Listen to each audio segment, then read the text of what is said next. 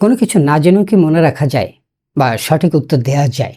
না জেনেও সেটারও কিন্তু একটি কৌশল আছে এবং অনেক সময় এটি খুব ভালো ফল দেয় আপনি যদি কৌশলটি জানেন, এবং আসলে প্রায় সবাই জানে। কৌশলটি কি? সাপোজ আপনাকে একটা মাল্টিপল চয়েস দেওয়া হলো যে 4টির মধ্যে কোনটি সঠিক, আপনি একটাও জানেন না। কিন্তু আপনি যদি জানেন যে 3টা এখানে ভুল আছে, আপনি নিশ্চিত এর মধ্যে 3টা ভুল, তাহলে কারেক্ট অ্যান্সার কোনটি হতে পারে?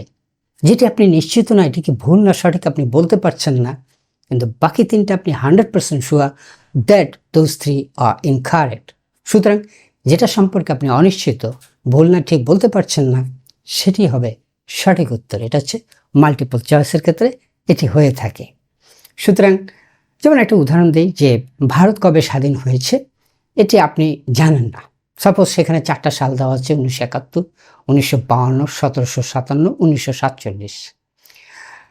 এখন আপনি জানেন যে 1757 আপনি জানেন যে উত্তরটা হবে না। আবার জানেন 1971 এটি বাংলাদেশের স্বাধীনতার সময়, আপনি জানেন যে এটিও ঠিক নয়। আবার দেখলেন 1952, না 1952 তো ভাষা আন্দোলন, এটি জানেন। তার মানে আপনি জানেন 1757, 1971, 1952 সঠিক উত্তর না, 100% ভুল, এটা আপনি জানেন। তাহলে চতুর্থটা কবে স্বাধীন হয়েছে আপনি জানেন না, কিন্তু ওখানে আছে 1947। তাহলে কি হয়ে যাবেন? তাহলে 1947 সালে ভারতীয় উপমহাদেশ স্বাধীন হয়েছে, আপনি নিশ্চিত হতে পারবেন।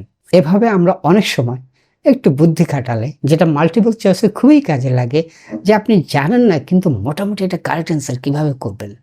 আপনি প্রথমে নালিফাই করবেন কোন উত্তরটি একদমই 100% রং, এরর। তো যেটা 100% ভুল আপনি জানেন, যদি জানেন যে 3টা 100% ভুল, তখন চতুর্থটি আপনি ঠিক মারতে আর দেরি করবেন না। আজ এ পর্যন্তই, আবারও দেখা হবে, কথা হবে ইনশাআল্লাহ। আসসালামু আলাইকুম।